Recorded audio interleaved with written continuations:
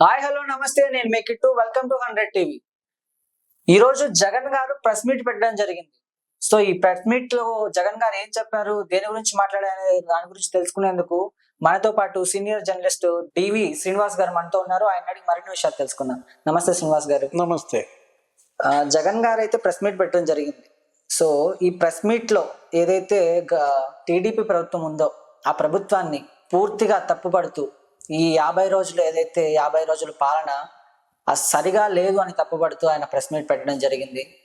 అదేవిధంగా మీరిచ్చిన సూపర్ 6 హామీలు ఏవైతే ఉన్నాయో అవి అమలు చేయలేదని ఆరోపణ కూడా ఆయన చేశాడు. సో దీని గురించి మీరు ఏమంటారు?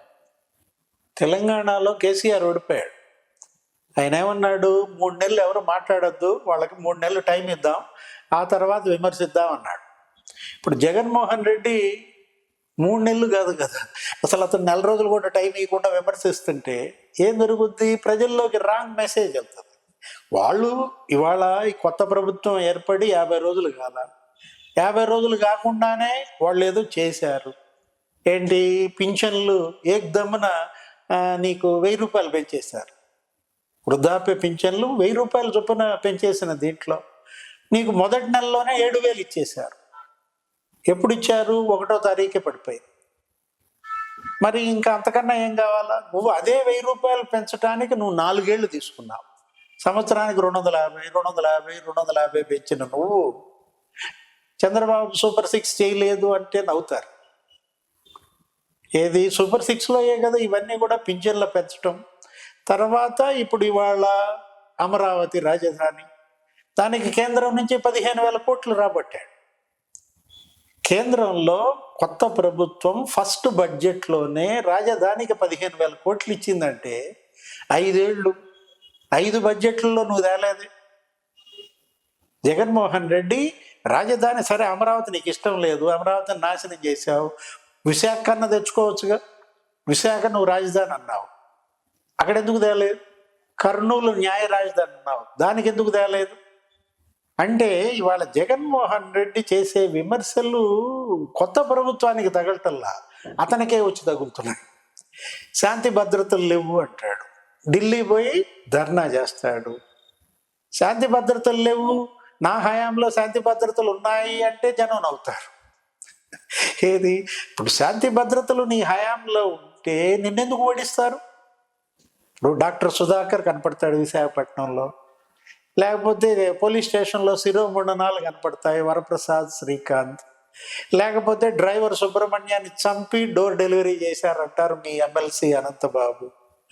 లేదు, ఇక్కడ దోమతోటి విక్రమ్ అనేవాడిని చంపేశారు ఇక్కడ పల్నాడులో. అతను ఎవరో చంద్రయ్య యాదవ్ అంట, అతని మెడ మీద కత్తి పెట్టి జై జగన్ అనమంటే అతను జై చంద్రబాబు అంటే మెడ కోసి పారేశారంట. ఇవి ఆ శాంతి భద్రతలు జగన్మోహన్ రెడ్డి హయాంలో. ఇప్పుడు శాంతి భద్రతల గురించి జగన్మోహన్ రెడ్డి ధర్నా నీకు అక్కడ ఏమవుతుంది? క్లాప్ అవుతారు. కొంత సమయం ఈ ప్రభుత్వానికి ఇస్తే ఏంటి, ఇప్పుడు దాకా మనం మాట్లాడొద్దు అని గనక అతను తన ఎమ్మెల్యేలకు చెప్పుంటే ప్రజల్లో ఓహో జగన్ ఒక హుందాగా వ్యవహరించాడు అని వెళ్తుంది మెసేజ్. ఇవాళ శాసనసభ జరుగుతారు, 4 రోజులుగా అసెంబ్లీ జరుగుతుంటే ఈయన వెళ్ళాడా? ఇప్పుడు ఆయన పులివెందుల శాసనసభ్యుడు, పులివెందుల శాసనసభ్యుడిగా అసెంబ్లీకి వెళ్లకుండా 11 మందిని గెలిపించారు. నువ్వు వెళ్ళకపోగా 11 మంది 10 మందిని కూడా వెళ్లకుండా చేసి ఏదైతే అసెంబ్లీకి వెళ్ళట్లేదు అని అంటున్నారో, ప్రతిపక్ష పార్టీయే లేదు, ప్రతిపక్ష నాయకుడే లేదు అని టీడీపీ వాళ్ళు ఆరోపిస్తున్నారని జగన్ గారు అన్నారు ప్రెస్ మీట్ లో మాట్లాడుతూ. దీనికి ఏమంటారు మీరు? ప్రతిపక్ష నాయకుడే లేరు, ప్రతిపక్ష పార్టీయే లేదనే మాట నువ్వే అనిపించుకున్నావు. నువ్వు సభకి వెళ్తే ఆ మాట రాదు కదా. శాసనసభకి వెళ్లకుండా ఆ విమర్శకి నువ్వే తెచ్చుకుంటున్న పరిస్థితుల్లో వాళ్ళ చెల్లె అంటోంది కదా షర్మిల.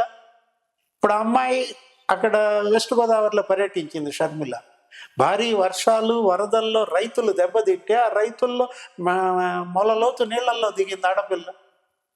వాళ్ళ రైతులతో మాట్లాడింది, పరిహారం అడిగింది, ముఖ్యమంత్రికి అసలు లేఖ రాసింది. వాళ్ళ ఏమని, రైతులను ఆదుకోవాలి, నీ మంత్రులు ఏం చేస్తున్నారని ధ్వజం ఎత్తింది. ప్రతిపక్షం అంటే అది కదా. నువ్వు అది చేయకుండా ఇప్పుడు ఇవాళ జగన్మోహన్ రెడ్డి గోదావరి వెళ్ళి అక్కడ 5 జిల్లాల్లో పంట నష్టపోయిన రైతుల్ని పలకరించుంటే ఆ రైతుల్లో ఆయనకు మంచి ఇమేజ్ వచ్చేది. అది చేయకుండా ఎక్కడికి ప్రతిపక్షం వెళ్ళిపోయాడు? వెళ్ళి పలకరించాల్సిన అవసరం ఏముంది? అధికార పక్షమే పట్టించుకోవచ్చు కదా. ప్రతిపక్షం అంటే ప్రజాపక్షం. అధికార పార్టీ అధికారంలో ఉన్నప్పుడు వాళ్ళు పవర్లో నుంచి డబ్బులు తీసుకొచ్చి వాళ్ళు ఇస్తారు. అధికార పార్టీని నిలదీయాల్సింది ప్రతిపక్షం కదా. ప్రతిపక్షం నిలదీయాలా, ఏది ఇది జరిగింది డ్యామేజ్, వీళ్ళని ఆదుకో, నువ్వు అక్కడ ఉండాలి. ఇప్పుడు చంద్రబాబు అదే కదా చేసేది. ఎక్కడ ప్రతిపక్ష నాయకుడిగా ఎప్పుడు ఉన్నా అతనేంటి వెంటనే అక్కడ వాళ్తాడు, అక్కడికి ఉండి అక్కడ వాళ్ళ డిమాండ్ చేస్తారు. అపోజిషన్ అంటే, ప్రతిపక్షం అంటే హీరో వర్షిప్ దానికి ఉంటుంది, అధికార పార్టీకి ఉండదు. కాలేజీ స్టూడెంట్స్ యూనియన్ ఎన్నికలు జరుగుతాయి. స్టూడెంట్స్ యూనియన్ ఎన్నికలు జరిగితే గెలిచినాడు ఏం చేస్తాడు?